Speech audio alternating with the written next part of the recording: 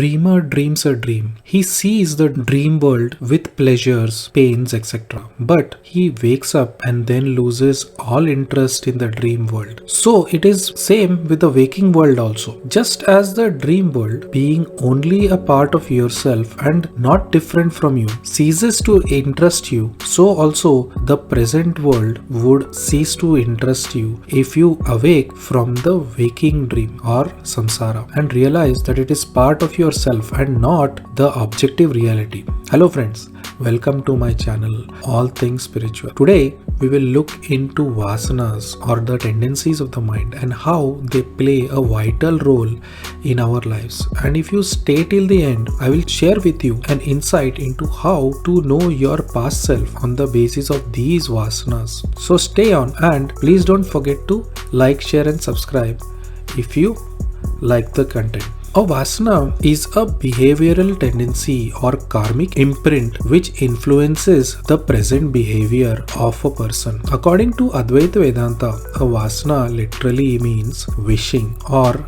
desiring, but is used in Advaita in the sense of the subconscious or latent tendencies in one's nature. Say for example, you take a jelly solidified and turned into a plate and you trickle a very hot water on top of it. It will run off into the plate and leave behind a faint channel where the hot water melted off in the jelly. If you now pour more hot water, it will tend to run in the same channels as before, since these offer a line of least resistance and deepen the channels. If this is done repeatedly, very deep channels will form and it will become difficult, if not impossible, to get the water to run anywhere else. Now an entrenched habit has then been formed. The imprinted so-called channels of the mind, whether pious or impious, are conditioned by the Gunas. The Gunas propel the mind into different formations. According to Sri Ramana Maharishi,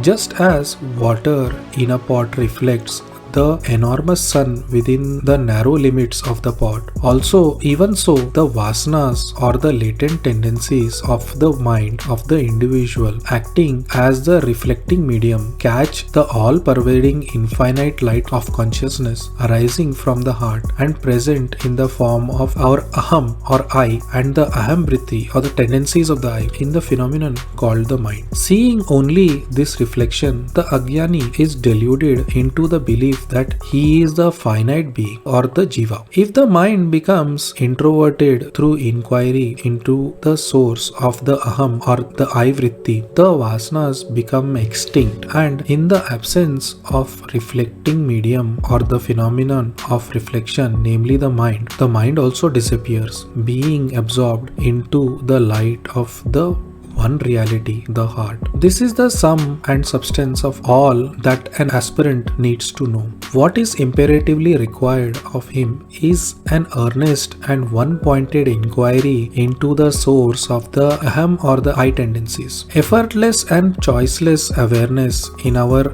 real nature.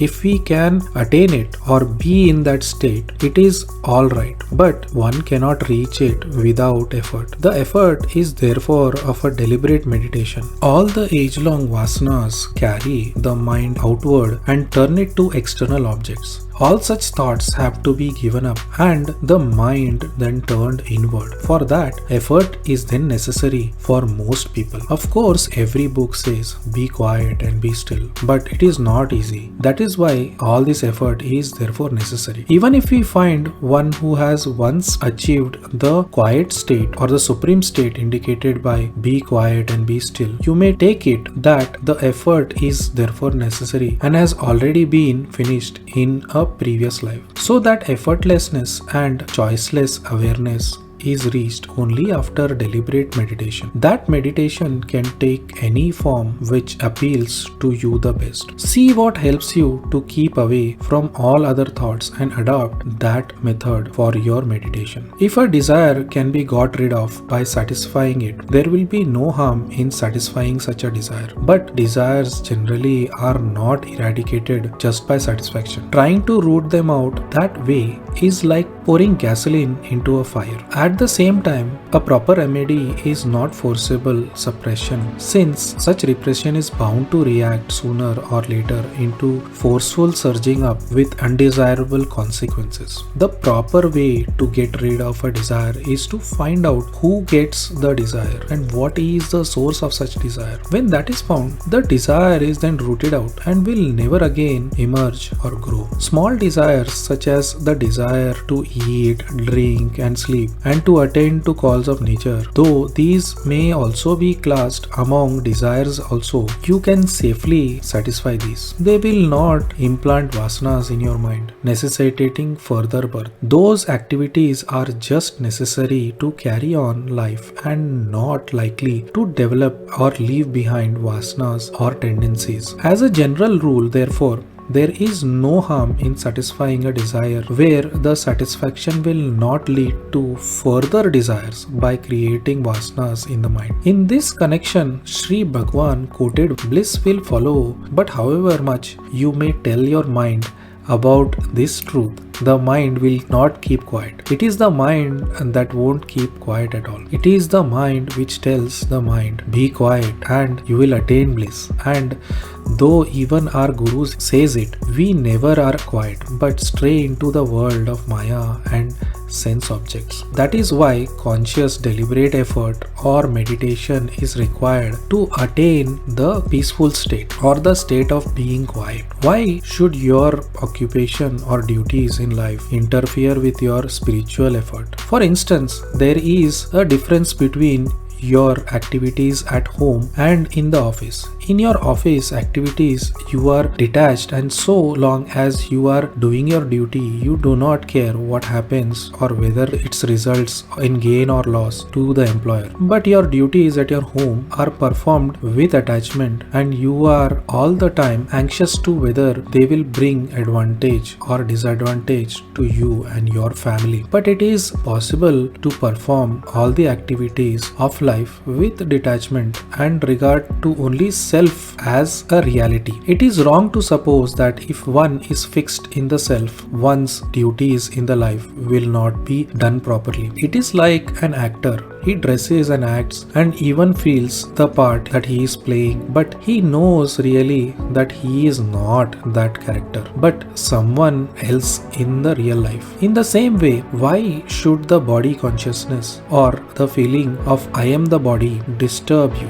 Once you know for certain that you are not the body but the self, nothing that the body does should shake you from abidance in the self. Such an abidance will never interfere with the proper and effective discharge of whatever duties that the body has to do, any more than the actor's being aware of his or her real status in life that interferes with his acting a part on the stage. You ask whether you can tell yourself, I am not the body but the self. Of course, whenever you feel tempted to identify yourself with the body, as many often have to, owing to old vasanas or tendencies, it may be of help to remind yourself that you are not the body but the self only. But you should not make such a repetition or a mantra constantly saying, I am not the body but the self. By proper inquiry into the self, the notion that I am this body will gradually vanish, and in time, the faith that you are the self will become unshakable. Since Sattva Guna, the constituent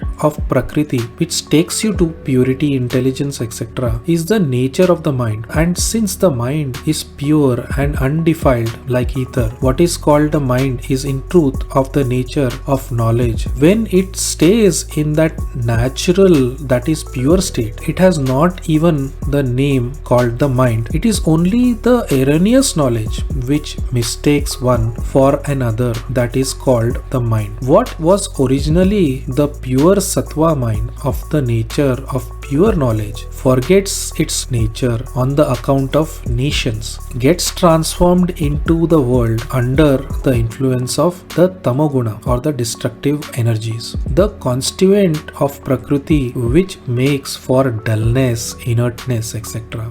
Being under the influence of Rajoguna, that is the constituent of Prakriti which makes for activity, passions, etc., imagines that I am the body, the world is real and it acquires the consequent merit and demerit through attachment, aversion, etc., and through the residual impressions thereof attains birth and death. But the mind, which has got rid of such a defilement or sin through action without attachment performed in many past life, listens to the teaching of scriptures from a true guru and reflects on its meaning and meditates in order to gain a natural state of mental mode of the form of the self, that is, of the form that I am Brahman, which is the result of the continued contemplation of Brahman. Thus will be removed the mind's transformation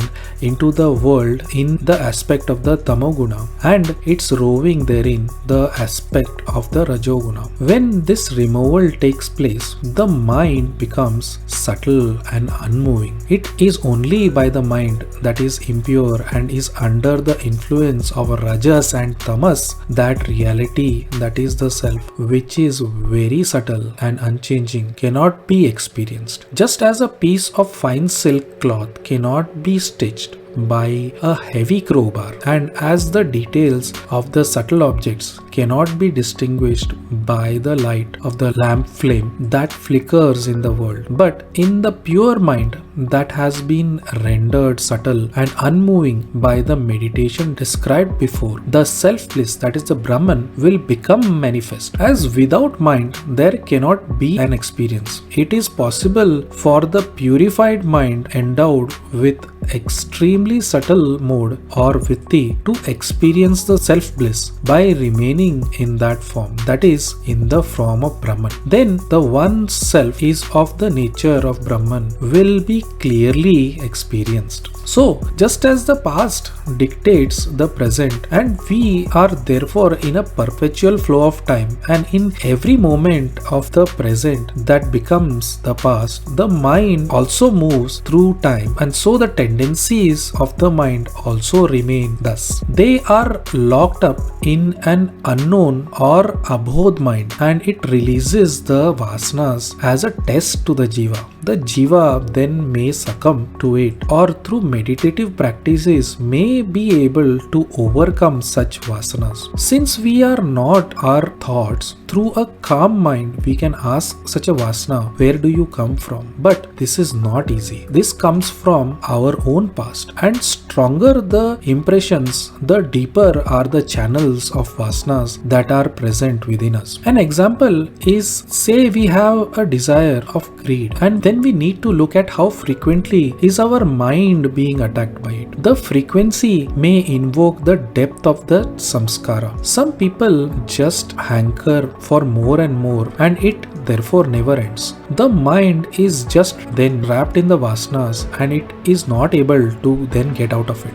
So even such a thought of greed that occurs in the mind, observe it and understand that it's the past jiva, and that is you only, that has had an unsatisfied desire, that has come back to test the person whether he or she would be able to surrender to the desire, or will he or she surrender the desire. This continues into perpetuity until the person surrenders his or her own desire, as it cannot continue with no end in sight. It's the desire completing its cycle based on the past life of the person. Some people have deep sexual desires, and those are unsatisfied desires that the mind hangs on to, that comes back to haunt the person. And a topic of sexual desires is a deeper topic, which is a main part of the vasanas or tendencies relating to the gender of the person, who in his life seeks for the experience of the other gender, but the gender is just a veil over the jiva and is not his or her identity. I will take up such a desire separately in a different video. So coming back, the desire comes back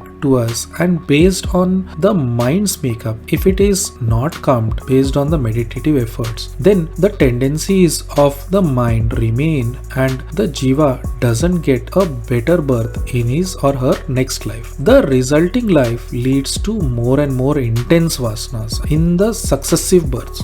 If not controlled adequately, then the person may be ejected from society if the people find him or her to be a danger to society. People may sometimes end up behind bars due to such intense desires. So as we are on the path to better ourselves, we have to be devotional, and through our daily meditative practices and chants, our intense desires are debilitated and they come to us in milder forms. And also, as the jiva is totally observant of his or her thoughts, one can now identify this thought and just be a witness to it, and many choose not to action on those thoughts. The resulting is that these desires grow weaker and weaker and come to haunt the jiva less and less frequently until the jiva doesn't even notice that they have departed altogether. As an example, we move from a desire and it no longer is associated with us, but a few years later it comes back in a very mild form, and we realize that we were this smoker or this alcoholic or this lazy person or this irritable person, and it comes back and we smile knowing that it is our past only, and this is no longer a part of me anymore. So therefore, even though the desires are intense today, make an effort to flush those desires today rather than waiting for a point in time in the future. If we do not try now, then we won't gain freedom from it. An entire life may thus be wasted as a result. So stay vigilant and watch those incoming vasanas or tendencies and nip them in their bud until they are rooted out, so we can progress upward in our path of spiritual evolution. How did you like the video on the tendencies